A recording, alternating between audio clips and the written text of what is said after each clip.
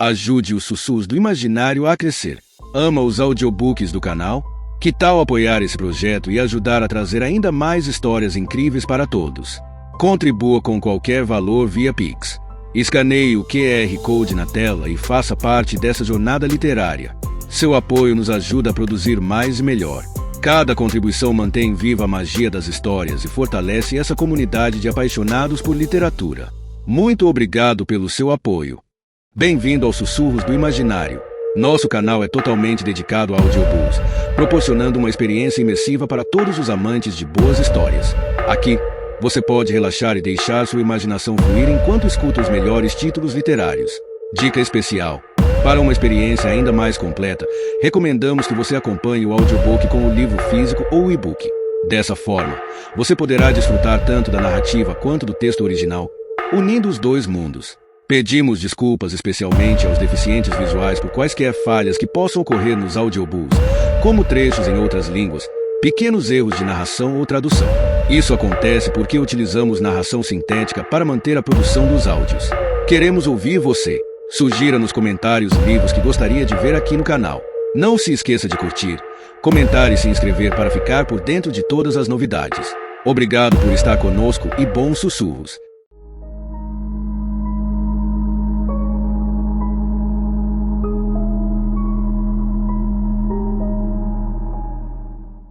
Lucro de Matar. Um livro escrito por Zach Abrams. Capítulo 1. Após uma manhã bem comum, o dia de Alex Warren deu uma guinada para o pior. Ele não estava feliz. A visão doentia do cadáver jazia à sua frente. Era uma massa de sangue e vísceras. Uma vibrante poça vermelha cercava a ferida que era contornada por carne rasgada e pontuada por coágulos escuros. O olhar horrorizado e arregalado da vítima exacerbava a intensa feiura da cena. Abalado com o cheiro de sangue, Warren se sentiu nauseado imaginando que podia sentir o aroma metálico em sua boca. Com grande relutância, deu outra olhada no corpo antes de exalar ruidosamente. Mesmo enquanto afastava o olhar, tudo parecia imerso em uma névoa vermelha. Estava confuso. Não podia haver dúvida sobre como Stevenson tinha sido assassinado e Warren tinha fortes suspeitas quanto aos motivos do assassino. Não estava surpreso por alguém tê-lo matado, mas sim por não ter acontecido antes. O que mais deixava Warren perplexo era pensar em todos os candidatos possíveis para o crime. O normalmente imponente corpo musculoso do ISC Alex Warren estava cansado e seus ombros estavam caídos. Seus cabelos negros pareciam ralos e a pele barbeada de sua face normalmente dura e angular estava flácida. Ao invés de seu costumeiro tom saudável, sua pele se aproximava mais do tom branco do macacão protetor que vestia. Normalmente portava bem sua idade e a maioria das pessoas, à primeira vista, imaginava que ele estivesse em seus 30 e poucos, mas hoje ele aparentava ter cada um de seus 41 anos. Somente seus intensos olhos verdes demonstravam sua habitual acuidade. Estava infeliz por ser o pobre coitado designado como oficial sênior de investigação neste caso e de ter a tarefa de encontrar o assassino de Stevenson. Era muito incomum para ele não estar com ânimo para resolver um crime. Seu problema fundamental era que estava feliz em ver Scott Stevenson morto. Não conseguia ver a pessoa que terminou sua vida como um criminoso, pensava nela mais como um herói. Mas ainda assim, foi dada a ele a tarefa de encontrar o assassino para que a justiça pudesse ser feita. Que espécie de justiça era essa? Alex Warren estava muito bem familiarizado com Scott Stevenson. Havia investigado incontáveis queixas de como ele havia assaltado e dado golpes em pessoas, particularmente denúncias de como ele se aproveitava de idosos em golpes que o privavam de suas poupanças, seus bens de valor ou as heranças que haviam reservado para seus descendentes. Pelo menos 3 dos pobres coitados dos quais Warren sabia tinham ficado doentes, falecido como resultado direto do sofrimento que Stevenson lhes causará. Embora não pudesse nunca expressar sua opinião, Warren era do campo que achava que Stevenson merecia morrer. Ele achava que a antiguidade de marfim talhado de 45 centímetros fincada em sua barriga era um fim apropriado. A peça era um crescente, presumivelmente terminando em uma ponta afiada, e parecia ter sido delicadamente esculpida a partir de um pedaço de uma presa de elefante. Warren sorriu diante do que via como uma declaração irônica. Disse que um elefante nunca se esquece. Claramente, havia mais alguém que não estava preparado para esquecer ou deixar de lado os feitos hediondos de Stevenson. Além disso, Stevenson tinha uma reputação por transações espúrias envolvendo antiguidades. Sim, usar uma antiguidade esculpida de uma presa de elefante para encerrar a vida de Stevenson era muito apropriado. Scott Stevenson não tinha nada que o redimisse. Tinha 1,60 metros de altura e sua circunferência não era muito menor. Seu corpo obeso culminava em uma cabeça redonda e esférica, com óculos de aro grosso e preto que só serviam para dar ênfase para seus pequenos olhos de porco, acompanhados por um nariz igualmente suíno e grandes orelhas pontudas que dariam orgulho a um vulcano. Apesar disso tudo, era vaidoso e certa vez ficou lisonjeado quando uma parceira noturna e paga alegou que ele tinha o corpo de um deus, não entendendo bem o senso de humor dela, sem ver que ela estava pensando em Buda. Sua aparência era só o começo, pois era seu caráter que era mais repulsivo. Ao longo dos anos, ele desenvolveu sua estratégia desprezível. Obtinha o afeto de proprietários idosos, em particular de velhinhas. Mirava nas pobres almas desesperadas por companhia e alguém para conversar, o que lhe dava oportunidade para ganhar acesso às suas casas. Mesmo quando não lhe davam informação prontamente, assim que permitiam que entrassem em suas casas, ele era rapidamente capaz de identificar qualquer coisa de valor. Em sua juventude, ele mirava primariamente no dinheiro, abusando de sua posição de confiança e convencendo-a a fazer investimentos furados. Os persuadia explicando quão fácil seria para eles enriquecerem suas vidas ou as de seus filhos. No seu tempo, vender apólices de seguro de vida antes que fossem regulamentadas e aí passou por um sortimento de planos estranhos supostamente lucrativos, que iam de propriedades no exterior a avestruzes. Em anos recentes, tinha se concentrado mais em privá-los do valor de suas antiguidades, seus colecionáveis. Os convencia de que estava fazendo-lhes um favor ao tirar suas relíquias de suas mãos, mas fazia por uma fração de seu real valor. Aí tirava um lucro de matar vendendo-as por seu valor completo. Infelizmente, era difícil, para não dizer impossível, provar que um crime havia ocorrido, pois Stevenson era cuidadoso e tomava medidas para ter toda a papelada que precisava para justificar e sustentar suas transações. Nos últimos anos, inúmeros queixosos vieram à polícia e cada um deles, assim como cada membro de suas famílias, era um suspeito em potencial para o assassinato, isso sem mencionar o que havia de ser uma multidão de outras vítimas anônimas que ficaram envergonhadas demais para prestar uma queixa formal. Warren estava enojado com o que viria adiante. Para investigar a morte adequadamente, ele teria que interrogar as vítimas dos golpes de Stevenson, pior ainda, forçá-las a reviver o trauma pelo qual passaram. Já não tinham sofrido bastante? Quando foi designado ao caso, Warren cogitou suas opções. Ele queria recusar, mas sem uma justificativa legítima, isso provavelmente sabotaria suas chances de ser promovido. Sua desculpa mais convincente era devido aos seus encontros prévios a nível pessoal.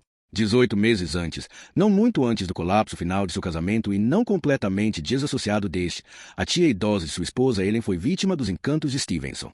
Motivado pela insistência de sua esposa, Warren teve de usar todos os seus poderes de persuasão para recuperar os objetos de valor dela, fazendo um uso não tão metafórico de chaves de braço e algumas táticas que não são mais aceitáveis para o trabalho policial moderno. Nenhuma ocorrência foi registrada e nem poderia ter sido, e Alex não poderia usar seu envolvimento prévio com a vítima como motivo para não se envolver agora. Poderia ter fingido estar doente e tirado tempo de licença, só pelo período que precisasse para que alguém pegasse o caso. Isso seria manipular o sistema e, embora não estivesse nem perto das transgressões de Stevenson, em sua mente colocava na mesma categoria. A hipocrisia potencial não passou despercebida. Não, simplesmente não era uma opção aceitável. Decidiu que simplesmente teria que aceitar e esperar que as habilidades de sua equipe bastassem para resolver o crime e o fizessem rápido o suficiente para evitar mais estragos. Dando uma volta pela loja de Stevenson, Warren estudou a cena. O empório tinha um tamanho modesto, cerca de 500 metros quadrados. Tinha pequenas partições para escritório, cozinha e banheiro, mas a maior parte dele era um espaço aberto, artisticamente preenchido com mobília, porcelana e uma mistura eclética de item de colecionador. Sob o fedor da morte, o ar era farto com o aroma de óleo de teca e verniz, que tinham sido usados para embelezar os móveis marrons. Rentes uma parede distante estava uma fileira de armários com portas de vidro contendo valiosas joias de segunda mão e uma miscelânea de artefatos em ouro e prata. Nada havia sido mexido, como o cofre do escritório e a caixa registradora também pareciam intactos. Ficava claro que era improvável que a causa da morte fosse um assalto que deu errado. Warren olhou novamente para o cadáver. Stevenson estava meio sentado e meio estirado sobre um divã. Uma perna estava esticada enquanto a outra estava dobrada, com o pé no chão. Sua boca estava aberta e seus olhos arregalados, mas o que mais chamava a atenção era a lasca de marfim saltando do seu abdômen e a grande mancha vermelha que cobria seu blazer azul e sua camisa antes vermelha. Olhando mais perto, Warren podia ver que o sangue tinha se espalhado pelo tecido brocado que cobria o assento de época. A julgar pelo aroma que emanava dessa parte do aposento, Stevenson evacuara suas entranhas ao morrer e Warren achava muito improvável que o divã atraísse clientes dispostos a pagar qualquer coisa que se aproximasse de seu preço de 3.000 libras. Melhor nos dar um pouco de espaço, senhor, Connor chamou. Não é um desafio muito grande determinar a causa-mortes, ele adicionou com um risinho. Mas nunca se sabe o que vai se achar. Warren rapidamente se afastou. Tinha tempo de sobra para sua equipe forense, particularmente, respeitava Connor imensamente. Connor tinha sido a chave para a solução de vários casos e numerosos outros, providenciar as evidências que se mostraram cruciais para garantir uma condenação. Se afastando e usufruindo do ponto de vantagem providenciado por seus 1,90 metros, Warren observou o corre-corre dos diminutos especialistas diante dele. Houve um furor de atividade conforme eles rápida, mas cuidadosamente identificavam, fotografavam, etiquetavam e ensacavam qualquer coisa que parecesse suspeita ou fora de lugar.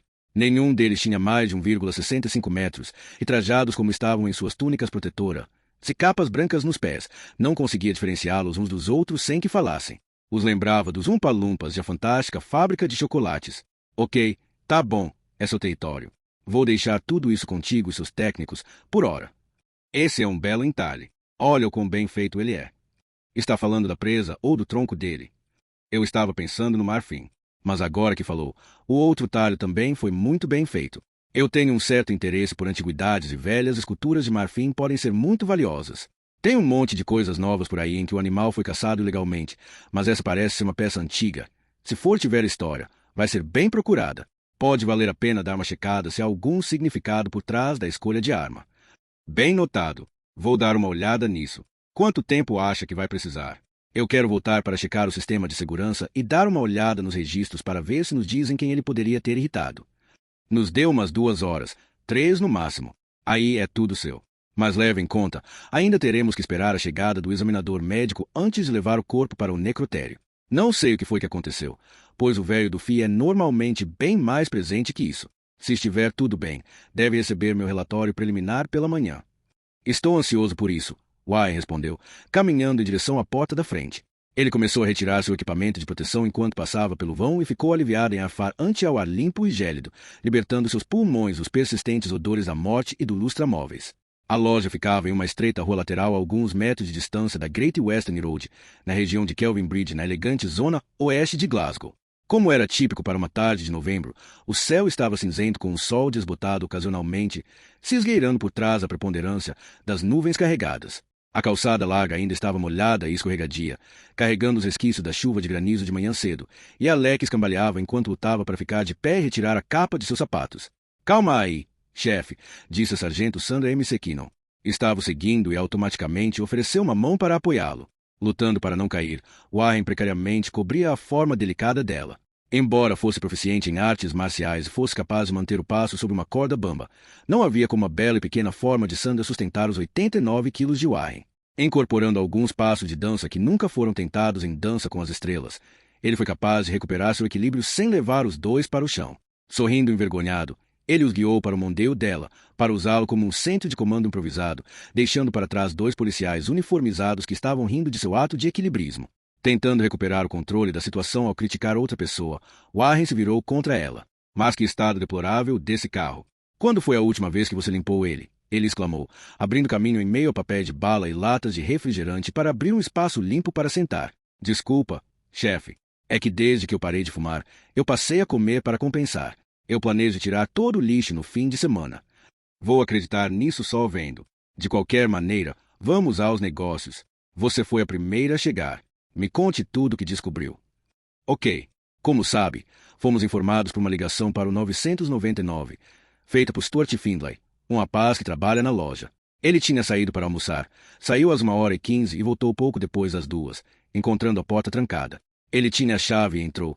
Aí encontrou Stevenson morto no sofá. Ele diz que nunca tocou em nada. Só foi direto para o escritório, deu telefonema e aí esperou do lado de fora. Uma viatura foi a primeira a chegar. Jarvis e Campbell falaram com ele. Disseram que ele estava parado na rua, tremendo. Não sabiam se era nervosismo ou frio. Inspecionaram o local. Nada parecia fora de ordem. Salvo pelo corpo, é claro. Registraram um depoimento breve e ligaram para a cavalaria. Esperaram aqui com ele até eu chegar com M. Savoy e então levaram ele para Dumbarton Road. Ainda estará lá se quiser interrogá-lo, enquanto está tudo fresquinho na mente dele.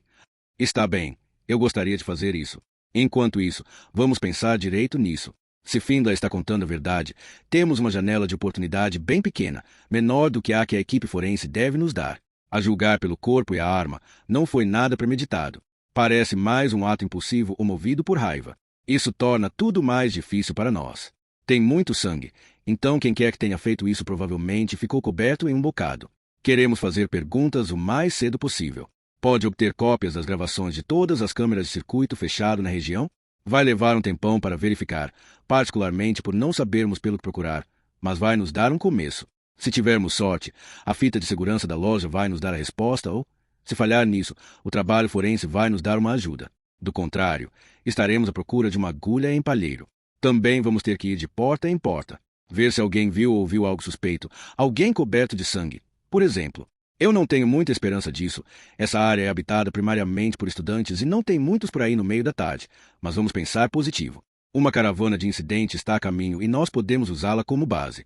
Informa a imprensa que houve um incidente grave, mas que não daremos mais informações até que os familiares tenham sido informados. Estou lhe deixando no comando. Prepare tudo enquanto eu vou para a delegacia e vejo o que mais podemos tirar do Findlay. Alex esticou a mão e deu uma apertada carinhosa no braço de Sandra antes de sair do carro. Ainda havia química entre os dois, embora nenhum deles tivesse deixado ela se desenvolver.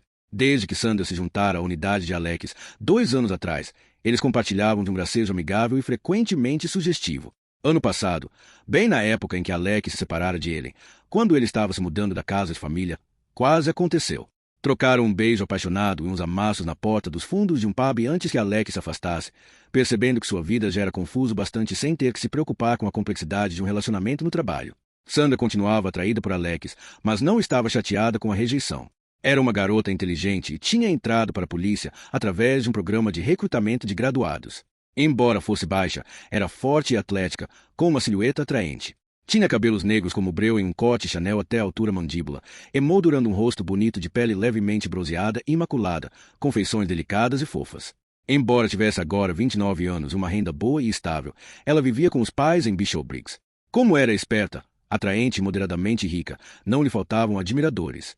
Alex pensou na equipe com a qual contava para começar a investigação. Sandra era uma dentre 2 sargentos disponíveis, era sua braço direito natural. Era esperta e ambiciosa e Alex se sentia seguro em deixá-la cuidando de qualquer coisa, pois ela aplicaria a mesma inteligência e rigor que ele próprio. Seu outro sargento era Sanjay Guptari. Embora Alex confiasse igualmente em sua dedicação, sentia que faltava em Sanjay aquela veia intuitiva e ele carecia de experiência como detetive. De qualquer maneira, estava certo de que Sanjay daria um apoio sólido. Para suplementar, sua primeira escolha seria o detetive Philip Morrion, mas como Phil ainda estava em suas férias anuais, ele não poderia levá-lo às águas até a próxima segunda. Enquanto isso, contava com o oficial Donald M. Savoy. M. Savoy tinha acumulado 25 anos de serviço, a maior parte no Departamento de Investigação Criminal. Estava no crepúsculo de sua carreira, marcando o tempo que faltava em seu caminho para a aposentadoria. Representava tudo de melhor e de pior na força policial de antigamente. Era corajoso, honesto e determinado, mas suas aptidões favoreciam o músculo no lugar do cérebro. Nunca tinha aceitado completamente o politicamente correto, embora não fosse exacerbadamente racista ou misógino. Tinha que se esforçar para aceitar a ideia de ter um asiático e uma mulher supervisionando seu trabalho. Embora fosse receoso quanto aos valores de Donnie, Alex tratava como um valioso soldado raso, contanto que fosse supervisionado efetivamente. Alex sabia que, sempre que fosse necessário, também teria acesso a vários outros oficiais menos experientes, tanto do DIC quanto de divisões uniformizadas.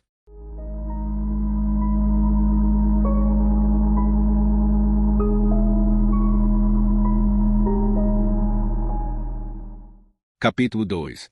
Alex seguiu para seu próprio carro, um Hyundai Santa Fe de 4 anos que ele obsessivamente mantinha em condições excelentes, se polia até quase arrancar a tinta. Ele chamou o detetive Donald M. Savoy.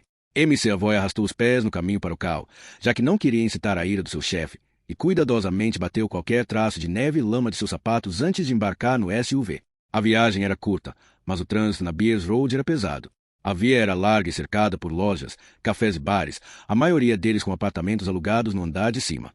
A área toda tinha um toque cosmopolita, com restaurantes que ofereciam uma gama de sabores de uma multitude de países europeus e asiáticos, e isso era consumido por um grupo igualmente variado de clientes.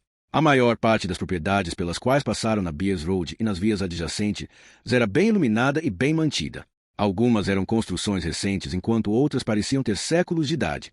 Escassamente distribuídos estavam prédios deteriorados, alguns à beira de desmoronar. O efeito geral era estranho.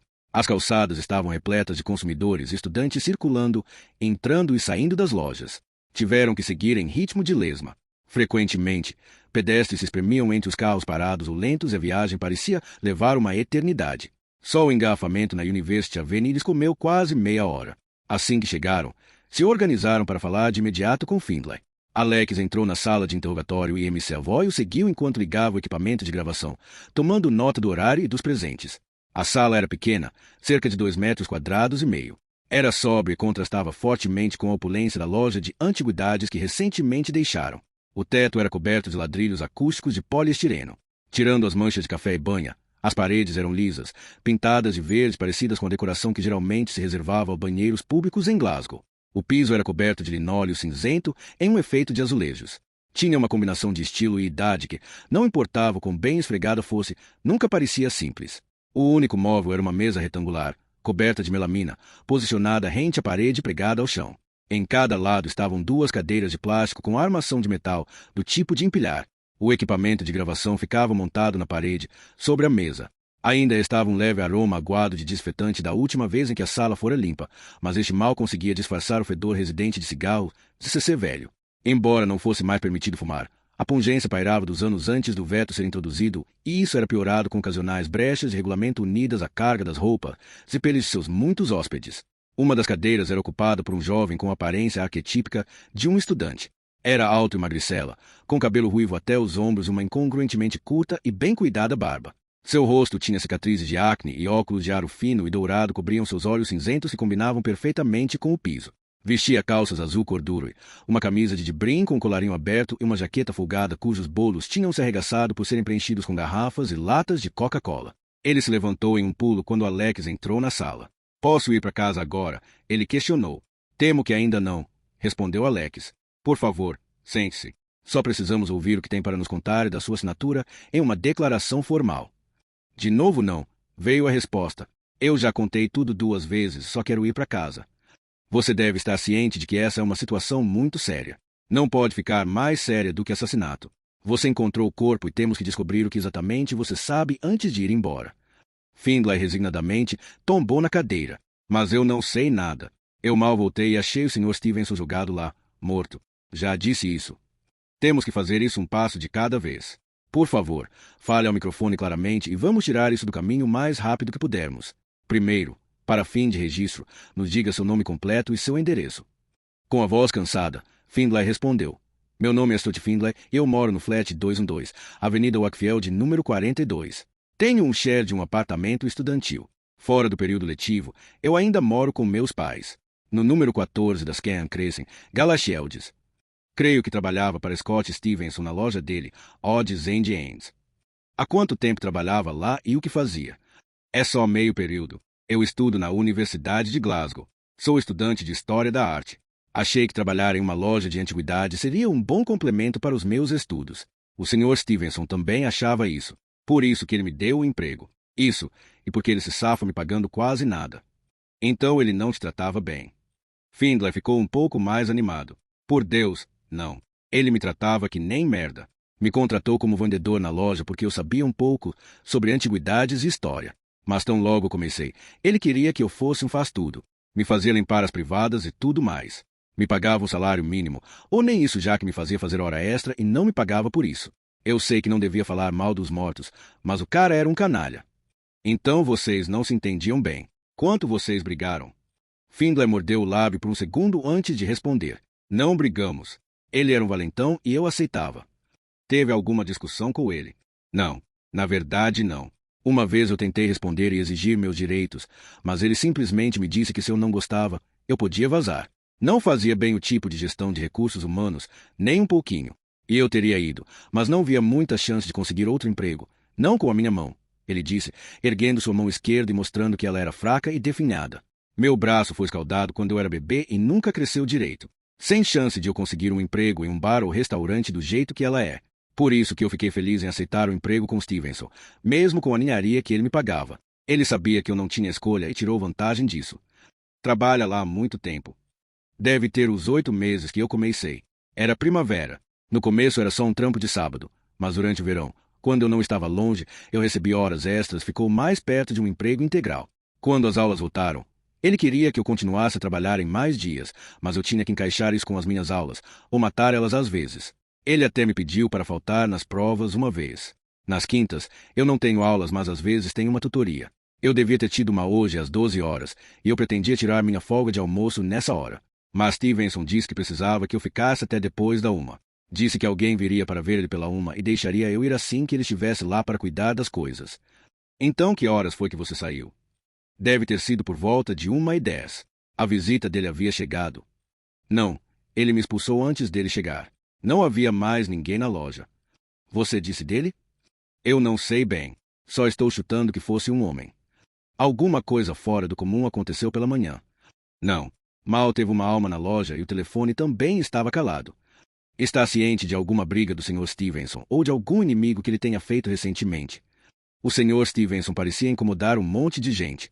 Estava sempre discutindo e frequentemente aos gritos, mas nada fora do comum. Para onde foi quando saiu para almoçar? Eu fui para a universidade. Queria ver o Dr. Wilson, meu tutor. Queria explicar por que eu tinha faltado à tutoria e buscar quaisquer trabalhos ou orientação que tivesse perdido. Então ele vai poder confirmar isso. Temo que não. Ele não estava lá. Tinha ido almoçar. Mas eu falei com a secretária dele, Sra. Barnes. Ela pode confirmar que eu estive lá. Onde fica o escritório dele? É nos jardins da universidade, rente ao RM. Desculpa, o diretório Rainha Margaret. Quanto tempo levou para ir caminhando? Leva cerca de 10 a 15 minutos cada mão. Eu tinha preparado alguns sanduíches pela manhã e os levei comigo. Quando não pude falar com o Dr. Wilson, eu peguei um desvio para o Parque Kevin Grove e me sentei em um banco para comê-los. Não estava um tanto frio para isso. Suponho que sim, mas precisava de um pouco de ar fresco. E você voltou às 2. Deve ter sido pouco depois das 2. Quando eu voltei, a porta estava trancada e eu usei minha chave para entrar. Achei aquilo estranho, pois era para a loja ficar aberta. Aí eu encontrei o Sr. Stevenson. Dava para dizer de cara que ele estava morto. Eu saí na hora e usei meu celular para ligar para o 999. Não tocou em nada?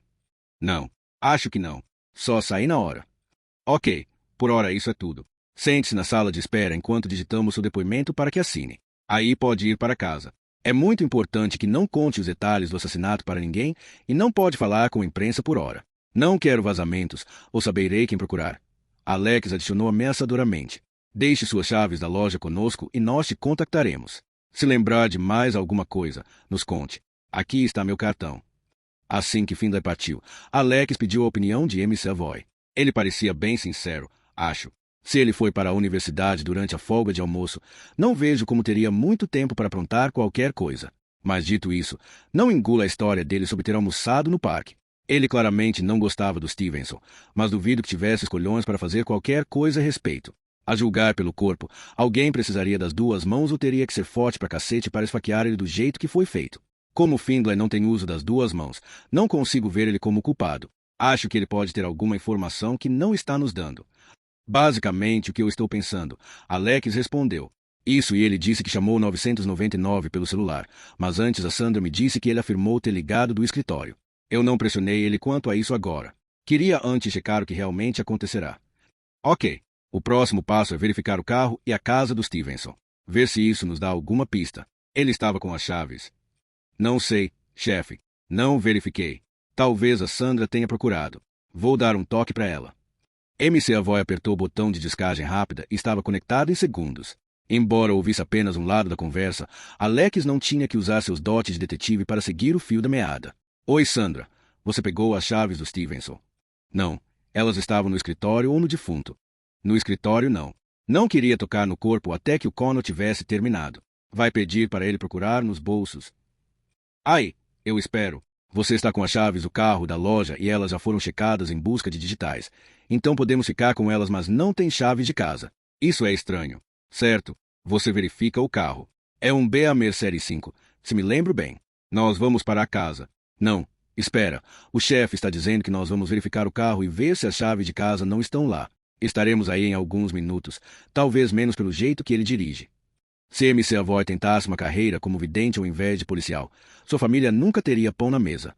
A jornada de volta à Great Western Road foi ainda mais tortuosa do que descida por ela. Sandra estava à espera deles com as chaves do carro e o trio rapidamente encontrou a BMW estacionada a quase 200 metros da loja, para surpresa de ninguém, uma vaga para deficientes. Como era uma cinzenta e úmida tarde de novembro, a luz do dia já havia se apagado e eles usaram poderosas lanternas de mão para fazer sua busca. Botaram todos luvas e Alex apertou o controle remoto. Dentro de minutos, tinham minuciosamente inspecionado o interior do carro sem achar nada de suspeito nem nada de interessante. O carro tinha apenas alguns meses, parecia ter saído da limpeza. Ainda podiam sentir o cheiro de detergente emanando dos assentos. Eles abriram o compartimento do motor e o V8 Twin Turbo de 8 cilindros parecia polido e limpo o suficiente para se comer em cima dele. Não tiveram uma sorte muito melhor com o porta-malas. Dentro havia um conjunto completo de tacos, equipamento de golfe Callaway, aparentemente nunca utilizado, e nada mais, e apenas parafernália de golfe ocupava os bolsos da mala. Ou Stevenson não carregava as chaves de sua própria casa, ou outra pessoa estava com elas.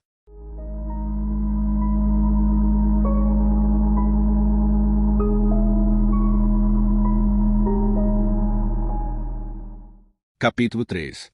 Alex sabia onde Stevenson vivia, pois seu confronto pessoal com ele fora na casa dele, mas como ninguém mais sabia disso, ele teve que passar pelo processo de confirmar o endereço antes de partir. A casa de Stevenson ficava em Whitecridge, um dos mais afluentes subúrbios de Glasgow. A maior parte do movimento da hora do rush havia se dissipado e o trânsito era comparativamente leve. No entanto, massas de pedestres continuavam na Great Western Road, aproveitando a alegria da primeira noite em um mês em que a chuva não mijava em tudo.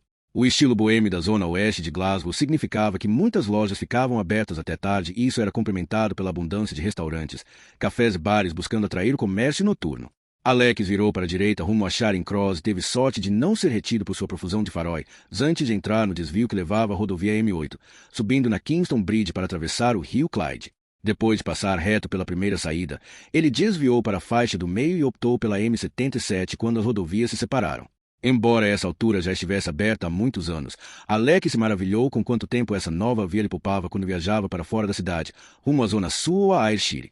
Embora conhecesse a estrada bem, ele se deixou ser guiado pelo GPS enquanto negociava seu caminho para a residência de Stevenson. Alex estacionou com duas rodas em cima da calçada da estreita via fora da casa. Ele e M. Savoy fizeram uma longa caminhada pela entrada de paralelepípedos em rumo à imensa, isolada propriedade em estilo rural. Seu caminho cortava um grande gramado com canteiros simétricos entrecortando em arranjos de precisão geométrica. Dada a época do ano, não era de se surpreender que não houvessem flores, apenas uma preciosa e escassa folhagem. O gramado parecia ter perdido seu último corte da estação e estava à altura do calcanhar, com uma abundante cobertura de folhas de outono ainda a serem colhidas. Ao se aproximarem da entrada da casa, puderam ver uma pequena luz vermelha piscante. Vinha de uma caixa de alarme posicionada na parede, ao lado da porta da frente, cerca de 3 metros acima do caminho. Conforme se aproximavam, ficava óbvio que a caixa havia sido adulterada, com o estojo danificado balançando de um lado para o outro pendendo de seus suportes, rangendo com o vento. Por trás da tampa, pendiam alguns cabos e componentes eletrônicos. A porta da frente era de UPVC com revestimento duplo e travas em pontos múltiplos. As trancas não serviam de nada, pois a porta estava aberta e uma cunha luminosa destacava um triângulo à vista da equipe policial. Alex ficou de guarda enquanto o MC Avoy patrulhava o perímetro, mas não havia sinal de ninguém lá dentro. Enquanto aguardava, Alex ligou para a delegacia de polícia de Giffnock para verificar se havia alguma queixa de vizinhos ou alguma chamada automática do alarme de intrusos. Nenhuma ocorrência fora registrada e o alarme era de uma variedade isolada, servindo mais como um deterrente cosmético do que como uma proteção efetiva para a casa. Não tardou para que reforços chegassem, novamente trajado em vestes, luvas e protetores de sapato brancos. Alex, seguido por MC Avoy, cautelosamente entrou na propriedade para avaliar a situação. O interior da casa estava em frangalhos, como se tivesse sido atingido por um tornado. Caminhando de quarto em quarto, Alex encontrava apenas a devastação. O corredor se abria para um grande piso aberto de sala de estar, jantar e cozinha. Toda a mobília tinha sido virada e os assentos abertos aos cortes, espalhando suas entranhas de polifibra pelo piso. Uma enorme TV de LED pendia frouxa em seu suporte na parede e um aparelho de Blu-ray, um gravador de DVD e um decodificador de satélite foram derrubados no chão junto com toda uma estante de discos, contendo vários títulos recentes, algumas versões pirateadas de filmes ainda por serem lançados e vários filmes pornô hardcore. Alex notou que as caixas estavam abertas, mas nenhum disco estava dentro delas. Pedaços de porcelana fina quebrada adornavam os tapetes espessos e um grande número de obras de arte que pareciam ser originais tinha sido arrancado da parede e jogado pela sala aparentemente a esmo, muitas delas com molduras quebradas e vidro trincado. Entre os escombros, Alex imediatamente reconheceu obras de alguns artistas locais contemporâneos de renome, incluindo Peter Olson, Ed Hunter, Joe Henderson e Jolomo, o nome artístico de John Lavery Morrison. Depois de pagar sua pensão, manter suas responsabilidades parentais e pagar suas despesas do dia a dia, Alex tinha pouco restando para gastar com outros interesses, mas ele ainda mantinha uma paixão pela arte e estava profundamente entristecido por ver peças tão belas tratadas tão mal. Ele lutou contra a ânsia de pegá-las, tirar a poeira delas e botá-las de volta na parede, ciente de que a equipe pericial teria que exaurir seus métodos de investigação e seus testes primeiro. Portanto, ao invés de fazê-lo, ele se virou de costas e estudou a área da cozinha. Prateleiras foram esvaziadas e gavetas arrancadas, incluindo as da geladeira e do freezer. O único sinal de vida detectado até agora era um grupo de moscas congregando-se ao redor da pilha de uma bandeja de areia para gatos na área de serviço atrás da cozinha. Tomando cuidado com seus passos para não mexer em nada, ele verificou o solário, os quartos e os banheiros com resultados similares, móveis revirados e cortados com seus conteúdos espalhados pelo chão. Havia alguns ternos e jaquetas de marca com seu forro arrancado. Ficava claro para Alex que quem tinha feito isso com a casa não era algum marginal aleatório querendo causar estrago, mas alguém que estava exaustivamente desmantelando a casa à procura de algo em particular. Mas o quê? Não demorou muito para que soubesse com certeza. O último aposento em que entrou era o escritório particular de Stevenson. Alex notou que ele devia ser mantido trancado, pois a porta estava torta, com farpas de madeira na moldura marcando por onde havia sido arrombada. Estantes tinham sido tombadas e uma coleção de textos com capa de couro cobria o chão. Uma mesa de mogno lindamente esculpido estava caída de costas, mostrando sinais que suas gavetas foram cinzeladas em busca de acesso aos seus conteúdos. O case de um computador da Hewlett-Packard estava entre os destroços de um monitor com etiqueta similar. Jazia quebrado no chão. Vários álbuns de fotografia com capas de plástico simples estavam espalhados pelo aposento, depois de vomitar a maior parte de seu conteúdo. Olhando de perto, Warren notou que as fotos mostravam casais e alguns grupos de corpos nus. Pareciam ser imagens congeladas tiradas de filmes, podia dizer, mesmo com as poucas que podia ver, que formavam sequências, mostravam os participantes antes, durante e depois de atividade sexual. Muitas eram fotos parciais ou tinham ângulos estranhos, e era evidente que não tinham sido posadas, mas o contrário, tiradas na surdina. Alex sabia que não eram o tipo de fotos usadas para estilar e que o único propósito concebível para que Stevenson tivesse elas era chantagem. Sempre classificara Stevenson como um dos tipos mais odiosos de inseto, mas essa revelação levou sua opinião a um novo nível, pois considerava chantagistas como sendo o pior tipo de escória. Pela segunda vez em meros minutos, ele resistiu à tentação de folhear pelas fotos, desejando que a equipe de Connor terminasse seu trabalho antes, mas desta vez ele não tinha interesse algum no valor artístico. Queria apenas identificar mais um grupo de pessoas com rancor de Stevenson e procurar por pistas que lhe ajudassem a identificar o assassino de fato. Alex não tinha dúvida alguma de que quem revirou esta casa era o assassino. Stevenson deve ter levado ele, ou ela, até o limite. Era improvável que matar Stevenson daquele jeito fosse premeditado. Stevenson deve ter provocado eles demais e retrucaram. Aí devem ter ficado tão desesperados para descobrir a fonte que Stevenson estava usando para chantageá-los que roubaram suas chaves para vasculhar sua casa. Isso significava que deviam saber onde Stevenson morava, ou que foram capazes de descobrir isso em bem pouco tempo. Enquanto esperava pela equipe de Connor para que fizessem seu serviço, Alex telefonou para Sandra para inteirá-la das descobertas mais recentes. Nada mudou.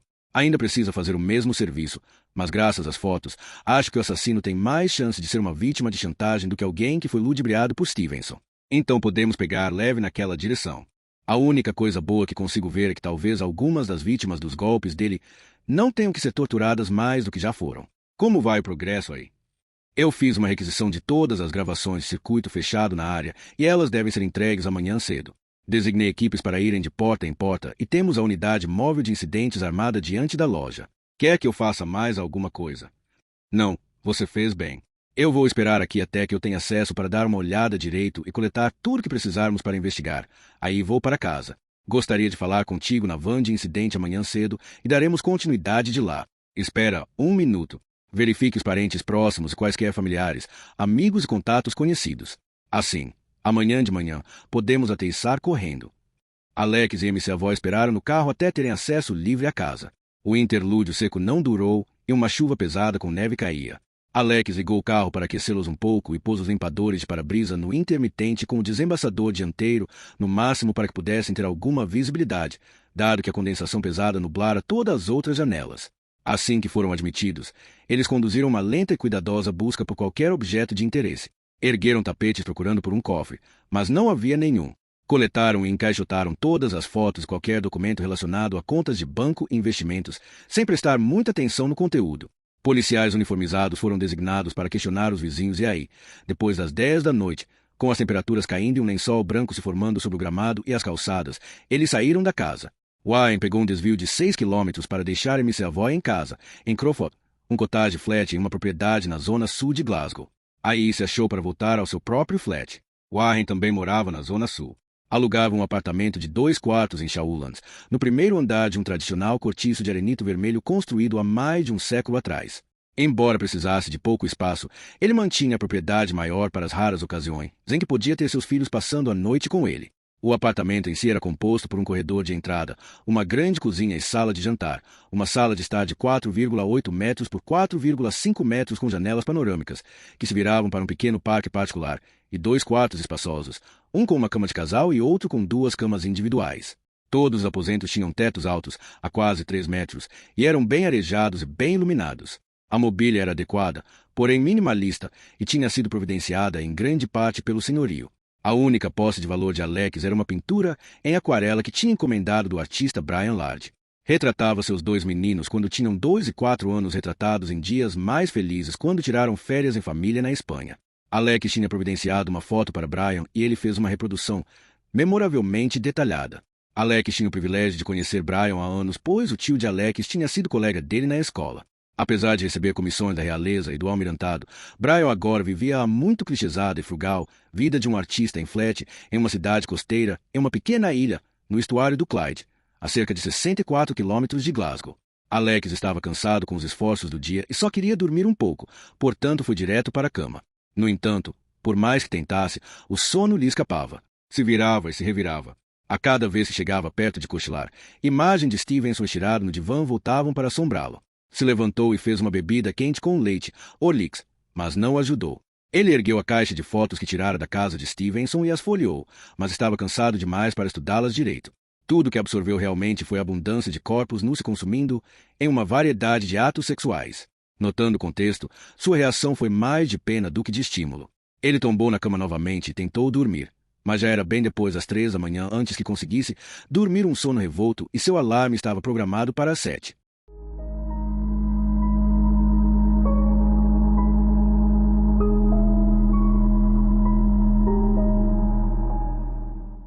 Capítulo 4.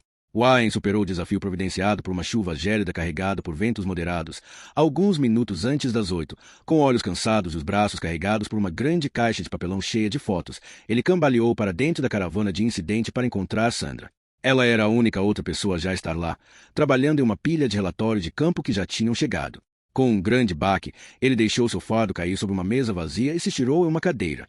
"Você tá um caco", ela declarou, tirando vantagem de sua privacidade para falar de forma mais pessoal do que ousaria se subordinados estivessem presentes. "O que diabos você anda fazendo?" "Nada. Essa é a parte triste", ele murmurou. "Só falta de sono e preocupação com o trabalho."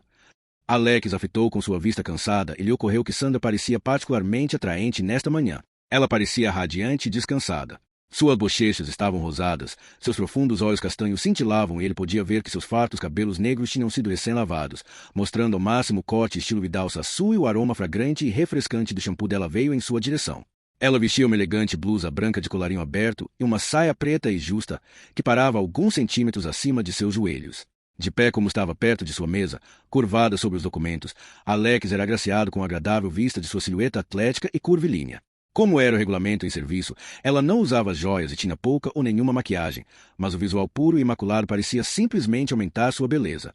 Alex não tinha notado que estava encarando até Sandra questioná-lo. "Você está bem? Não está agindo como de costume." Ele piscou algumas vezes e aí virou seu olhar para baixo, focando na mesa. Sim, ótimo. Só estou pensando em por onde começar." Ele mentiu. "Ok, vamos comparar nossas anotações. O que você tem?" "Nada de inesperado. Mas já recebemos o laudo do legista. Duffy pode ter se atrasado, mas ele deve ter trabalhado metade da noite para terminar logo. A morte provavelmente ocorreu entre o meio-dia e as 3 da tarde, o que é consistente com o que já sabemos. A vítima teve um café da manhã pesado composto por bacon frito, salsichas, pudim negro e ovos cerca de 4 horas antes da morte, provavelmente por volta das 10. Mas o colesterol não matou. A morte resultou de ter o abdômen trespassado pela presa. Tinha uma ponta afiada, mas não tão afiada. Deve ter sido brandida com alguma força, penetrado o abdômen e então forçada para cima, perfurando seu coração. A morte teria sido rápida. O agressor deve ser muito forte, quase certamente um homem. Deve ter usado as 2 mãos para empunhá-la, julgando pelo ângulo de entrada. Era provavelmente destro. Não limita muito a busca, mas suponho que ajude. Alex estava satisfeito com o resumo.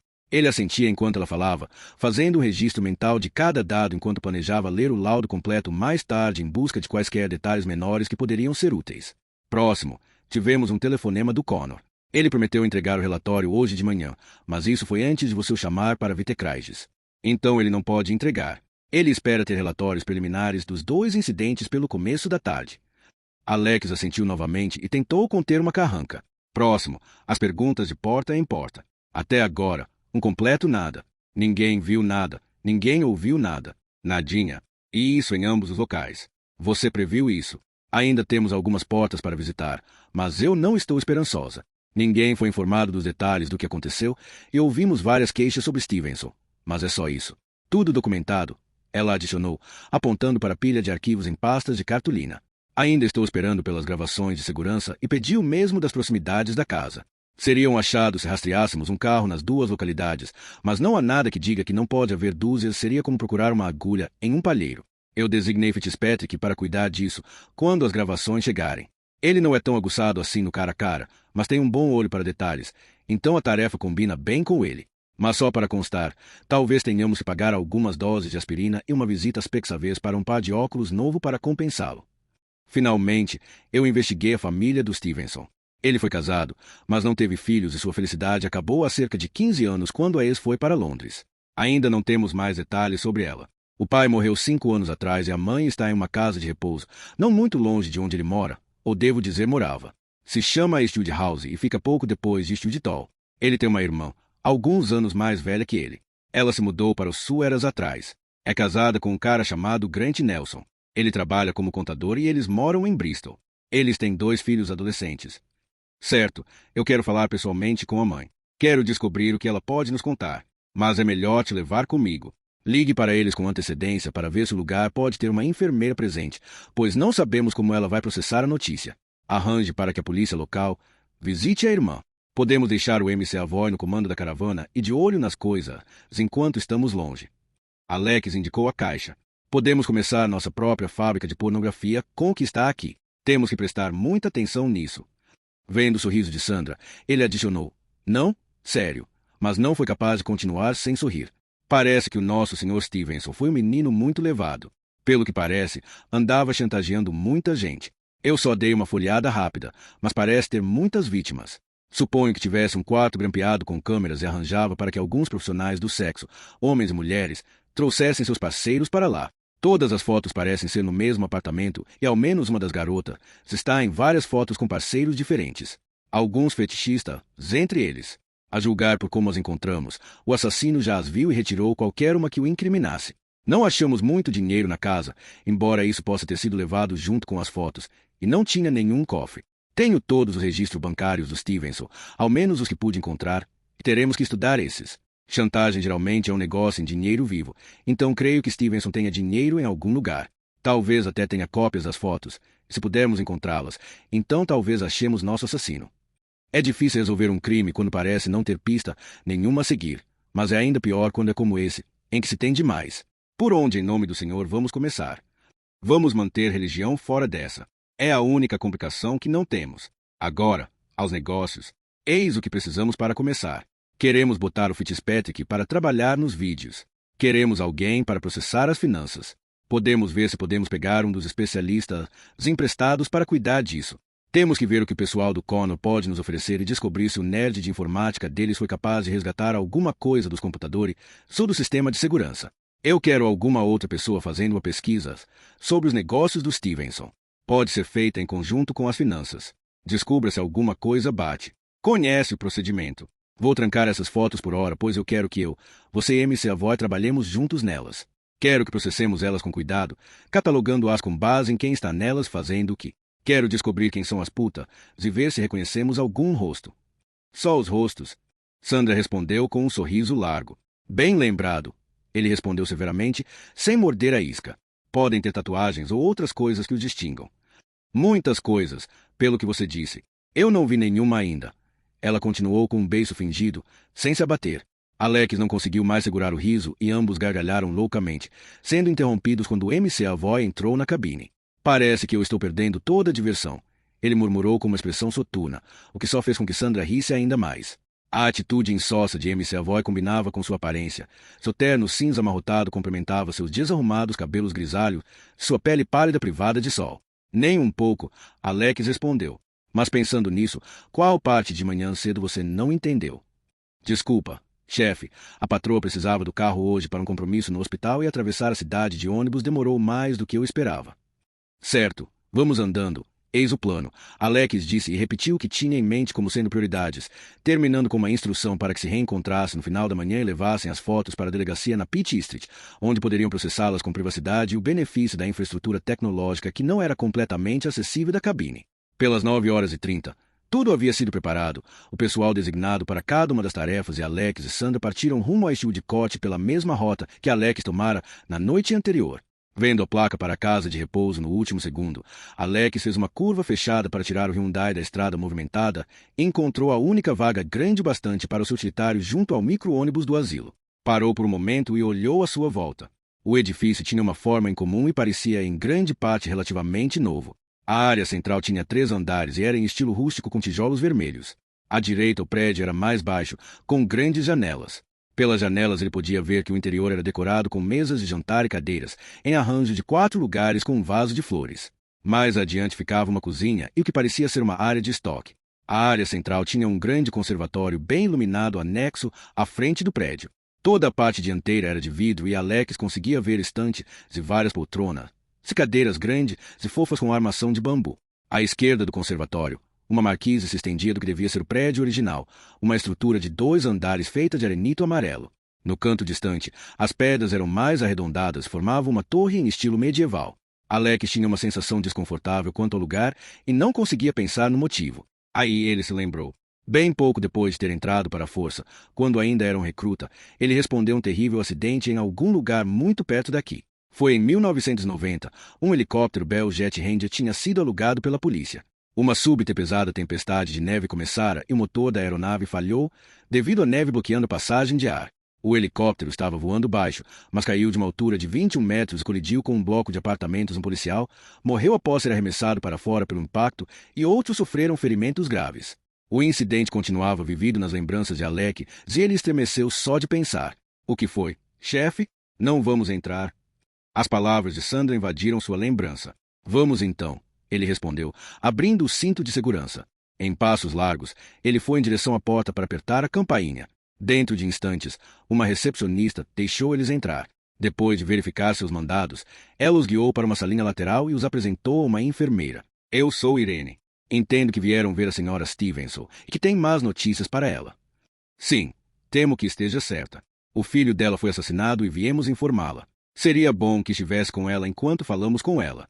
Eu gostaria de te fazer algumas perguntas primeiro. Que horror! Ela vai ficar devastada. Fico feliz em fazer o que puder para ajudar. Todos ficaríamos. Ela é uma senhora tão doce. Para começar, o que pode me contar sobre ela? Como ela está de saúde? Ela é forte o bastante para ouvir a notícia e é mentalmente capaz? Ela vai entender. Fisicamente, ela é bem capaz para a idade. Ela tem 76 anos. Está conosco há cerca de 2.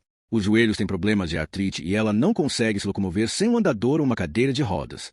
A cirurgia de reposição dos joelhos foi considerada arriscada demais para o coração dela, mas acho que é um caso extremo, pois ela é razoavelmente saudável em todo o resto. Também é meio surda e o aparelho auditivo não ajuda muito, mas isso não é incomum na idade dela. Mentalmente, ela está ótima, o que pode ser um problema, pois ela mimava o filho. O que pode me dizer do filho? Conhecia ele? Ele visitava com frequência. Sim, eu conhecia ele, mas não bem. Ele vinha visitar a mãe regularmente. Era bem estranho, na verdade. Vinha toda segunda pelas 9 da manhã e ficava por cerca de 1 hora.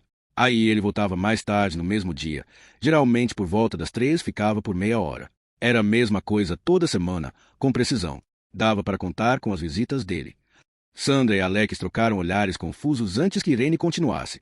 Ele não vinha nenhuma outra vez, mesmo em feriados ou no aniversário dela. Só uma vez, quando ela caiu, cerca de 6 meses atrás. Nós telefonamos para ele e ele veio para ver se ela estava bem, mas essa foi a única vez.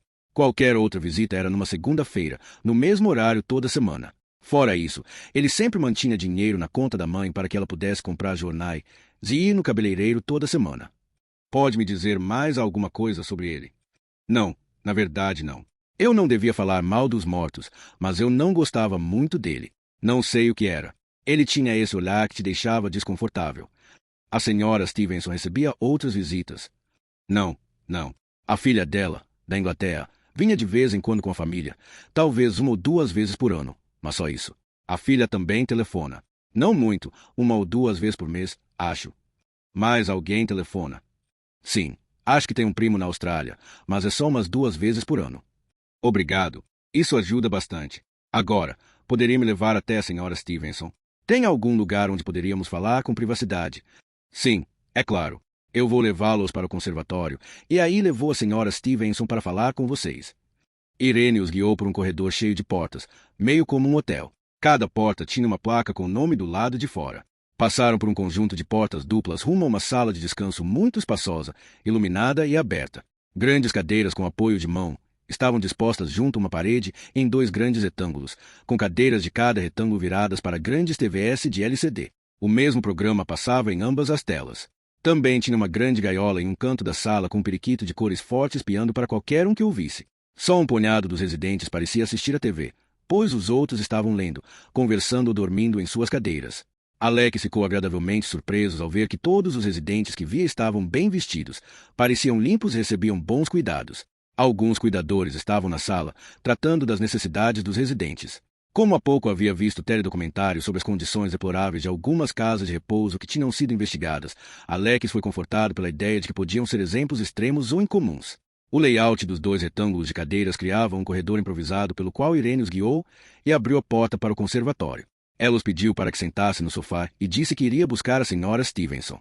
Alguns minutos depois, a porta se abriu novamente. Irene puxou uma cadeira de rodas pelo vão e a virou para que estivesse virada para eles. Olhando de cima dela estava uma velhinha de olhar muito alerta. Embora fosse difícil dizer com base em sua posição sentada, Alex julgou que ela não podia ter mais de 1,50 metros. Era esguia sem ser magra, com uma cabeça cheia de cabelos brancos e muito bem cuidados que iam até a altura dos ombros.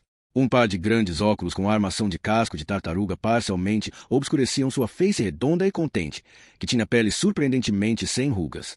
Ok, Meg, esses 2 policiais vieram falar contigo. Ela declarou em voz alta e então se virou para fechar as portas antes de sentar em uma cadeira ao lado da sua paciente. Olá, senhora Stevenson. Meu nome é Alex Warren e essa é Sandra M. Sekinon. Nós viemos conversar contigo sobre o seu filho, Scott. Ah, meu Scott. Ele é um menino adorável e tão bom para sua mãezinha. Ele vem me ver toda semana e sempre me traz um pacote de Jaffa Cakes. Ele sabe que são meus favoritos. Sinto muito te dizer que temos notícias muito ruins para te dar. Houve um incidente na loja do Scott. Ele foi atacado e lamento te dizer que ele morreu. O quê? O que foi que disse? Esse aparelho auditivo não é muito bom. Me pareceu que disse que Scott está morto. Eu realmente sinto muito. Foi o que eu disse. Meg começou a tremer e lágrimas se formaram em seus olhos. Irene se aproximou e segurou a mão dela. O que aconteceu? Ela conseguiu dizer enquanto lágrimas começavam a fluir por suas bochechas. Bem nessa hora, a porta se abriu e outra dos residentes entrou. Sammy, eu pensei que fosse você. Eu sabia que viria me visitar, ela declarou, caminhando em direção ao horrorizado Alex. E na hora, outra cuidadora seguiu sala dentro e Irene se levantou para evitar que ela se aproximasse mais. Não, Jean, não é o Sammy. É uma pessoa que veio ver a Meg, Irene disse enquanto ela e a outra cuidadora levavam a mulher porta fora. Irene voltou e então fechou e trancou a porta. Sinto muito por isso. Jean está um tanto confusa. Alex voltou sua atenção para a senhora Stevenson. Ainda estamos tentando descobrir o que aconteceu. Podemos te fazer algumas perguntas? Pode nos ajudar a descobrir o que aconteceu. Eu não sei se posso ajudar, mas vou tentar. Meg choramingou. Isso é muito bom da sua parte. Eu gostaria que me falasse do Scott. Estou tentando ter uma imagem melhor de quem ele era e quem ele conhecia. Ele sempre foi um menino tão bom. Quem iria querer machucar ele? Ele cuidou bem de mim. Depois que meu Arthur morreu, eu não conseguia mais me cuidar em casa. Ele me trouxe para cá. Garantiu que eu sempre tivesse dinheiro para pagar por qualquer coisa da qual precisasse. Eu não queria pegar nada dele, mas ele me disse que era muito bem sucedido nos negócios, se podia pagar. Era realmente bom para a irmã também. Dar dinheiro para ela. E quando o marido dela precisou de uma cirurgia ano passado, Scott insistiu que ele fizesse no particular e pagou tudo. Eu não poderia pedir um filho melhor. Ele já te contou alguma coisa sobre ter problemas ou desentendimentos com alguém? Sandra perguntou. Se concentrar em falar dele parecia acalmar Meg e as lágrimas gradualmente se foram. Oh, não. Bem, há muito tempo que não. Lá quando ele era novo, ele se meteu com más influências. Eu lembro que foram pegos roubando uma das maiores lojas da cidade. Woolworths, acho que era. De qualquer maneira, Scott não teve nada a ver com isso, mas como andava com eles, teve problemas. Mas nunca era culpa dele. A única ocasião depois dessa foi quando aquela vaca da mulher dele fez um alvoroço. Ela só queria o dinheiro dele e alegou que ele bateu nela, mas ele nunca fez isso. Ela só disse isso para ganhar mais dinheiro dele, e isso foi anos atrás. E não teve nada depois disso. Sandra insistiu. Não, nadinha. Scott alguma vez discutiu o trabalho dele contigo ou te falou das pessoas com as quais trabalhava? Sandra inquiriu. Algumas vezes ele me dizia que teve uma semana boa ou que um negócio foi realmente bom, mas nunca dizia mais do que isso. Nunca dizia com quem ou para quem ele trabalhava. Creio que Scott te visitasse com frequência. Alex perguntou. Sim, ele estava aqui o tempo todo. Eu te disse que ele era um bom menino. Sim, você disse. Alex respondeu, tentando ocultar seus verdadeiros sentimentos. Alguma vez ele trouxe alguém ou alguma coisa com ele? Ele sempre vinha sozinho, exceto quando a irmã vinha visitar. Mas sempre que ele vinha, ele me trazia outro pacote de Jaffa Cakes, todas as vezes. Os levava para o meu quarto por mim. Colocava uma caixinha de madeira dentro do meu armário, e toda vez que vinha ele ia ao meu quarto e via se tinha biscoitos o suficiente para mim na caixa. Era nossa piadinha. Eu posso pegar alguns sempre que eu quiser, mas toda noite eu como antes de ir para a cama. Isso pode soar estranho, mas se incomodaria se dessemos uma olhada na caixa antes de ir. Alex pediu. Sim, não tem problema, e podem comer um Jaffa Cake cada um. Mas só um, lembrem-se. Irene disse que buscaria um cuidador para levar Alex e Sandra ao quarto de Meg, enquanto Meg e Irene continuavam no conservatório. Eles seguiam o cuidador por um conjunto de portas duplas, depois por uma porta operada por um painel com senha e aí um elevador. Subiram nele para o primeiro andar, e aí tiveram que passar por outra porta com senha para chegar a um corredor. O quarto de Meg ficava mais ou menos no meio. A segurança aqui é melhor do que a que temos na Pitt Street, Sandra sussurrou. O quarto de Meg era de um bom tamanho. Tinha uma grande janela reforçada com vista para o estacionamento. Lá havia uma cama ajustável em estilo hospitalar, uma TV de LCD montada na parede e um conjunto de mobília de teca composto por um armário duplo com um compartimento superior, duas comodas, uma mesinha de cabeceira com algumas fotos em porta-retratos. Havia duas fotos diferentes de Scott, sorridente e em roupas casuais, como se estivesse de férias. Outra de Meg ao lado de um senhor de idade, presumivelmente seu agora finado marido, e uma mostrando uma família que batia com a descrição daquela da filha de Meg. Os Jaffa Cakes estão na parte inferior do armário, disse o cuidador.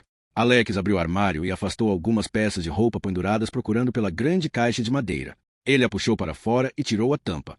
Dentro dela estavam 4 pacotes de Jaffa Cakes, um deles aberto. Sob eles estava uma bandeja de madeira. Ao remover a bandeja, encontrou uma chave. Era uma chave de segurança feita com precisão, nada parecida com uma chave de porta, achatada dos dois lados, sem sulcos, com dentes quadrados, um microchip embutido e um número entalhado na parte externa. Bingo! Ele exclamou. Sandra percebeu que era um avanço e quis perguntar a Alex qual o significado do que tinha encontrado, mas sabia que teria que esperar até que estivesse no carro e não pudessem ser ouvidos.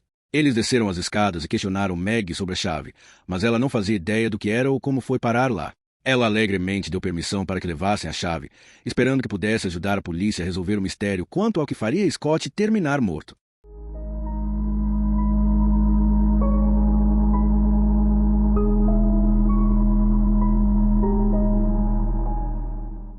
Capítulo 5. Assim que voltaram para o carro, Alex e Sandra compararam ideias. Na hora que ela falou do Scott visitar 2 vezes toda segunda e nenhuma outra ocasião, eu soube que tinha algo suspeito, disse Sandra. Acho que ele devia vir pela manhã, buscar a chave para guardar o dinheiro, ou as fotos, ou sei lá, e aí voltar para pôr a chave no lugar de tarde. Sim, acho que você está absolutamente correta. Agora o que temos que fazer é descobrir onde essa chave encaixa. Talvez seja de um cofre, ou possa ser de uma instalação ou de uma caixa forte em um banco. Vai ser difícil descobrir para o que serve e de onde é. Sandra continuou. Não, é melhor que isso, Alex a corrigiu. Eu reconheço o tipo. É usada para caixa de depósito em banco, mas só de um tipo. Frequentemente pedem 2 chaves para abrir uma caixa. Quase todos os bancos hoje mantêm ambas as chaves em um container à prova de intrusos. Se exigem que você prove sua identidade a cada vez que acessa a caixa. Só restam alguns com um sistema em que o dono mantém uma chave e tem acesso livre. Rastrear isso deve ser mais fácil. Alex ligou o carro. Vamos voltar e ver se descobriram mais alguma coisa. Dito isso, ele guiou o carro pelo portão novamente. Não muito depois, tinham coletado o MC Avoy, a caixa de fotos, o laudo do legista e a recém-chegada documentação da cena do crime e estavam a caminho de seu escritório na Delegacia Regional de Polícia. Antes de começar a tratar das fotos, eles leram os relatórios, fazendo antes cópias para que cada um pudesse trabalhar com sua própria impressão. Alex leu o detalhado relatório do legista, mas não encontrou muito além do que Sandra já havia lhe detalhado. Os dois relatórios da cena do crime eram mais esclarecedores. Previsivelmente, havia uma abundância de digitais pela loja. Estas estavam sendo catalogadas e comparadas em um banco de dados em busca de ligações com criminosos conhecidos que trabalharam com Stevenson. O escritório da loja só rendeu digitais de Stevenson e Findlay. Algumas superfícies e o piso tinham sido recém-lavadas com desinfetante e não tinham traços de fibras ou de DNA. Havia uma série de marcas borradas que pareciam ter sido feitas por uma mão com luva, provavelmente de borracha. O sistema de segurança operava com 3 câmeras de circuito fechado separadas que enviavam seus sinais a um velho gravador de VHS, com um sinal secundário sendo captado por um computador estilo torre.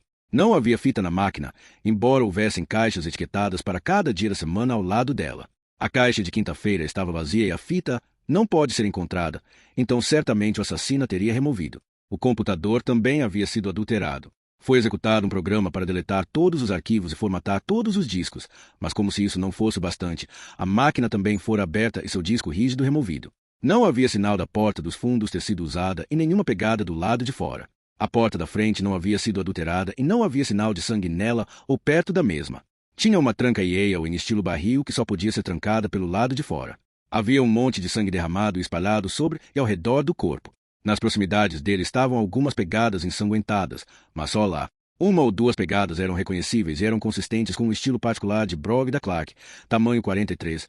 Pés bem grandes, portanto, mas os sapatos eram bem comuns e não eram fáceis de rastrear. Isso não te parece estranho?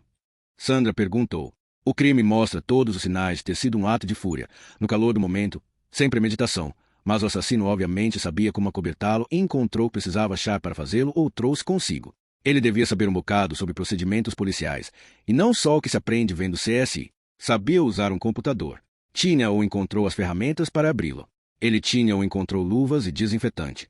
Pegadas ensanguentadas serem achadas só perto do cadáver sugere que ele tirou os sapatos, provavelmente antes de entrar no escritório, e que foram limpos para não deixar traços. Por que diabos ele faria isso? O cara provavelmente está coberto de sangue e descalço, carregando os sapatos, a fita e partes do computador, e aí sai pela porta da frente tentando não ser visto. Eu consigo ver isso se os sapatos dele estivessem sujos de sangue. Ele não ia querer deixar pegadas na entrada ou perto dela, mas eu não entendo porque não tem mais nenhum rastro. Se ele está coberto de sangue. Pra quê? Uma vez que ele já tivesse saído da longa sem ser visto, não faria diferença se as pegadas fossem vistas. O único risco seria acharem o corpo um pouco antes. Bom trabalho, Sandra, Alex disse antes de continuar. Não é uma rua movimentada, mas ele devia ter um carro e ter estacionado por perto. Ele não podia ter andado pela Great Western Road, ou certamente seria visto. Talvez tivesse pego uma muda de roupas na loja, ou levado uma no carro. MC Avoy adicionou. É uma possibilidade, Sandra continuou. Se o carro dele estava logo na porta da frente, ele poderia ter se arriscado a sair de Ceroulas para pegar as ferramentas das quais precisava e a muda de roupas. Ele provavelmente usou uma sacola ou algo do tipo para levar tudo. Tarde demais para verificar as pegadas na entrada, pois já entraram e saíram pessoas demais, mas podemos concentrar as perguntas em quem tiver visto um carro estacionado diante ou perto da porta por volta daquela hora, especulou MC Avoy. Vale a pena tentar. Passe isso para a equipe. Alex instruiu. Agora, e quanto à casa? Coisa parecida. Sandra começou. Foi cuidadosamente desmantelada por alguém que sabia pelo que procurava. Nenhuma digital, só manchas de luva. O sistema de alarme, por pior que fosse, foi desativado primeiro e as linhas telefônicas também foram cortadas. Ele estava se arriscando um pouco, pois um sistema de alarme mais sofisticado teria disparado assim que a linha telefônica fosse cortada. Ele deve ter ficado na casa por um bom tempo, então é meio estranho que aceitasse esse tipo de risco, a não ser que... Você pode ter descoberto algo aí, mas como poderia saber? Ele teria que ser familiarizado com a casa, ou ter algo a ver com a empresa de alarme ou com a polícia. A fala de Alex foi seguida por uma longa pausa, enquanto cada um deles digeria as possibilidades. Tem mais coisas, continuar lendo. MC Avoy adicionou. Stevenson tinha um sistema interno. Tinha webcams posicionadas pela casa gravando em seu computador. Eram todas ativadas por movimento, portanto devem ter captado o intruso. O computador também tem um backup regular configurado online. Então deveria haver um registro seguro de qualquer um se movendo pela casa. Só que o problema é que com a linha telefônica cortada, o backup nunca foi transmitido. Como na loja, o disco rígido foi retirado do computador. Isso não pode ser coincidência. O assassino não pode ter sido sortudo assim. Ele devia saber o que estava fazendo ao cortar a linha telefônica para impedir o backup. Então o que quer dizer é que o assassino sabia exatamente como era o sistema do Stevenson antes de entrar na casa. Como isso se encaixa com a maneira que ele foi morto? Alex perguntou. Eu não sei. Não faço ideia alguma. Tem coisa demais que não faz sentido, mas ao menos estamos fazendo algum progresso. Alex pausou para pensar. A segurança via webcam devia ser uma adição recente. Tinha certeza de que não poderia estar lá na noite em que visitará Stevenson. Lembrava daquela noite como se fosse ontem. Antes daquilo, em contraste gritante com suas brigas frequentes quanto à sua dedicação ao trabalho, ele o apurrinhara e apurrinhara para que fizesse algo para recuperar os valiosos bens de sua tia.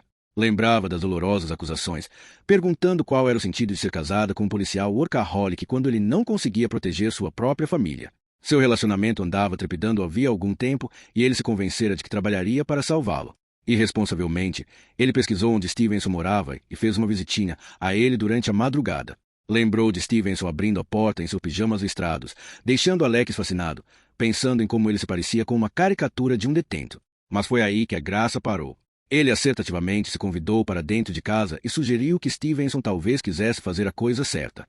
Quando sua sugestão foi respondida com desdém, Alex, pela única vez em sua carreira, usou dos punhos para persuadi-lo melhor.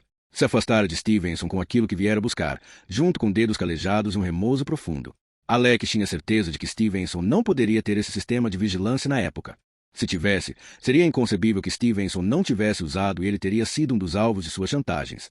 O mais provável era que o sistema tivesse sido instalado como resultado de sua visita. Quando Alex voltou para casa com seu butim, ele estava à sua espera. Ficou acordada a noite inteira vendo TV e só estavam gotas em uma garrafa de pinot grigio que estava sobre a mesa. Vestia uma camisola e um negligé mínimos. Quando ele abriu a porta e entrou na sala de estar, ela pareceu incrivelmente feliz em vê-lo e pediu detalhes do que tinha acontecido. Quando ela percebeu que ele havia recuperado as posses, ela caminhou até ele e tocou seu rosto. Ela acariciou seus dedos inchados, literalmente lambendo suas feridas, e aí abraçou apaixonadamente. Ele conseguia saborear o doce vinho em seus lábios e pensou ter detectado algo mais forte, talvez vodka. Ela deu meio passo para trás para ter espaço para despí-lo de sua jaqueta, deixando-a cair no chão. Então abriu seu cinto e abaixou o zíper, descendo suas calças sobre seus quadris de forma que caíssem até seus calcanhares. Ela ergueu as mãos dele, pressionando-as contra os seus seios, então beijou intensamente outra vez. Movido pela adrenalina e a empolgação da noite, Alex foi incapaz de resistir. Transaram ali mesmo no chão da sala de estar, de forma urgente e frenética. Alex não conseguia pensar nisso como fazer amor. Não era. Era um comportamento puramente animal. Estavam perdidos no momento, alheios a qualquer coisa e qualquer um. Seus gritos de paixão poderiam ter acordado os meninos. Eles poderiam vir para ver o que estava acontecendo e Alex e ele nunca saberiam. Depois disso, não se falaram. Pela manhã, Alex fora trabalhar cedo e ele fora para a cama. Alex se sentia sujo. Na casa de Stevenson, agira totalmente fora de personagem, comportando-se como um capanga e não como um agente de manutenção da lei, só para satisfazer as demandas de Ellen. Comprometera seus valores porque ela o pressionara a fazê-lo, então o recompensara na forma mais basal em seu retorno. Se sentirá realmente mal depois disso, e isso foi a gota d'água em seu relacionamento já tensionado. Não era como se sentisse qualquer simpatia por Stevenson. Bem pelo contrário, ele detestava o sujeito. O relacionamento de Alex e Ellen nunca se recuperou. Mal conseguiam falar um como o outro e nunca mais foram íntimos depois daquela noite. Se afastaram mais e mais e cerca de um ano atrás, se separaram e entraram com pedido de divórcio. Sua mente retornou ao presente. Agora, Sandra, o que mais nós temos? Primeiro, tentaram abrir o cofre na loja e não conseguiram. Ainda foram capazes, mandaram buscar uma chave especial, mas conseguiram arrombar a tranca da caixa registradora. Dentro estavam cerca de 50 libras em notas e moedas, um conjunto de chaves, 2 reales e uma mortice, e outra chavezinha, do tipo que se usa em um cadeado forte. As chaves pareciam ser chaves de casa, mas não são da casa de Stevenson. Estamos fazendo alguns inquéritos, mas até agora não fazemos ideia de onde vão. Não tem muito mais do que isso. Quem quer que seja que estamos atrás parece ser bem esperto. Parece saber o que vamos procurar e como, e tem cuidado para evitar que encontremos qualquer coisa útil. Tinha mais uma coisa no relatório do Connor. Apesar dos dispositivos eletrônicos terem sido todos quebrados, ainda havia um DVD no gravador de DVD. Era um disco pornô, bem hardcore, e não era o tipo de coisa que se compra na HMV. Provavelmente teve que ser comprado pela internet e não tem nada a ver com o nosso caso, mas o cara não pensou em checar o aparelho e retirá-lo. Poderia conter qualquer coisa. Bem, isso é tranquilizador. Nos mostra que ele não é infalível. Certo, vamos em frente. Sandra, quero que mande alguém rastrear de onde a chave do cofre veio. Donnie, quero que numere cada uma dessas fotos e as escaneie no computador. Assim podemos todos acessá-las ao mesmo tempo. Eu vou compor um banco de dados. Assim que eu tiver feito isso, quero que categorizemos cada foto para que possamos agrupá-las com base em quem está nela e o que está acontecendo. Podemos separar quem está com a mesma puta ou o mesmo cliente. Podemos separar entre hetero, gay, sadomaso ou fantasias. Quero saber com quem e o que estamos lidando. Depois disso, o próximo passo é pôr nomes nos rostos. Rostos? Sandra questionou, repetindo sua tirada anterior. Bem, certamente temos um bocado de características únicas nas quais focar, mas teremos que manter a seriedade e fazer esse trabalho como qualquer outro. Alex e Sandra olharam um para o outro. Quando seus olhares se cruzaram, ambos caíram na gargalhada. Donnie M. Savoy olhava de um para o outro sem ver a graça, mas estava envergonhado demais para admitir sua falta de compreensão. Então, quem vai fazer o quê? Sandra perguntou. Vamos nos alternar, sugeriu Donnie. Eu começo identificando as putas. Você olha os clientes, ele disse, olhando para Sandra, e o chefe pode separá-las com base no que estão fazendo. Aí, depois de uma hora, mais ou menos, podemos trocar para ter alguma variedade. Não é má ideia, Donnie, mas acho que seria melhor se cada um de nós fizesse a mesma coisa até o fim. Assim nos acostumaremos com procurar pela mesma coisa. Vamos com a alocação que sugeriu. Quando parecer que há um conjunto de fotos do mesmo encontro, se é que dá para chamar assim, coloque na mesma categoria.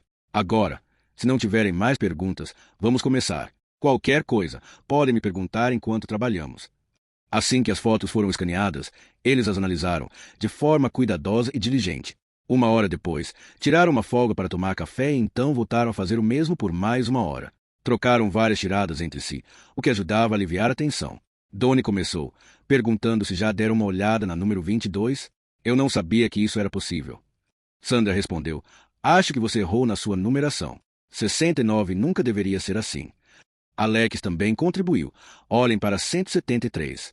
Por que diabos uma garota assim bonita estaria com um velho murcho desses? A resposta veio de Sandra e Donnie em perfeita sincronia. Dinheiro. Seu trabalho foi interrompido pouco antes das 5. Telefonaram para dar a Alex boas novas. Rastrearam a origem da chave. A descrição era consistente com aquelas usadas pelo Canadian International Bank, que tinha agências na Batty Street, a oeste do centro da cidade.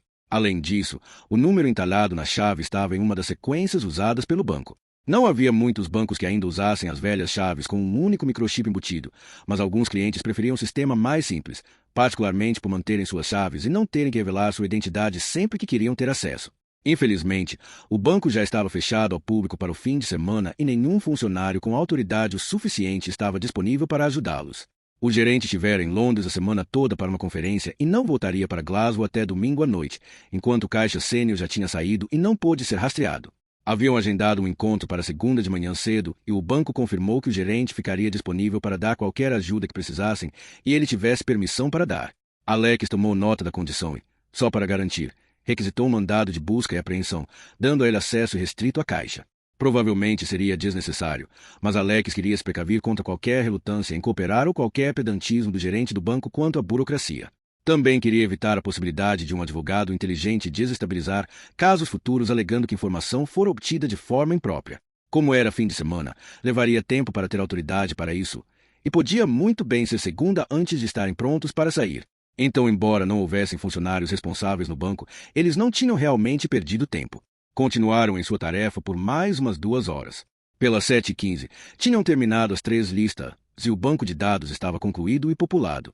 A mesa estava coberta de copos de isopor usados, das doses regulares de cafeína que coletavam da máquina de vendas. Os botões se pressionaram diziam café, mas como detetives experientes, eles tinham suas suspeitas. Estavam todos acabados e nenhum deles queria ver outra foto de nudez por muito, muito tempo. Como ISC, Alex não tinha que cumprir os turnos exigidos dos oficiais menos experientes, mas ainda assim trabalhava sempre que precisava. Neste fim de semana, em particular, tinha agendado uma folga e planejava ter seus filhos em casa. Tinha planejado todo um itinerário para mantê-los ocupados e entretidos. Devia buscá-los com ele às 7h30 e ficar com eles até domingo de noite. Alocado para o caso ontem, ainda estava em um estágio crucial e queria se manter no controle dele. Estava em um dilema, pois amava seus garotos e valorizava o tempo que podia passar com eles. Por outro lado, tinha que dar sua atenção ao caso. Alex estava bem ciente de que fora sua dedicação ao trabalho que semeara as sementes que resultaram no colapso de seu casamento. Ele não tolerava os horários erráticos, os telefonemas no meio da noite e as férias canceladas ou arruinadas. Seu relacionamento estava ruindo havia algum tempo antes do incidente com Stevenson, e depois dele eles mal conseguiam falar um com o outro. Não demorou muito para que ele trouxesse outra pessoa para sua vida, alguém que pudesse lhe dar a atenção que desejava.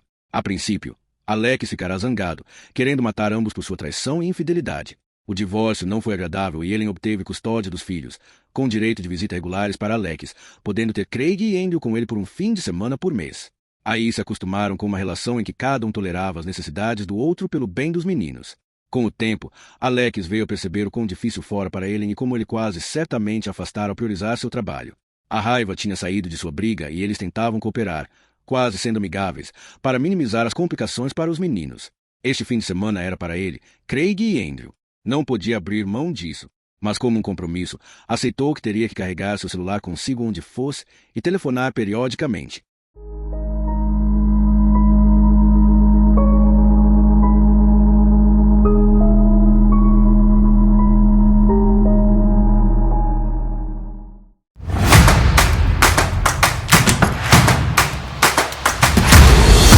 Quer ouvir essa história até o último sussurro?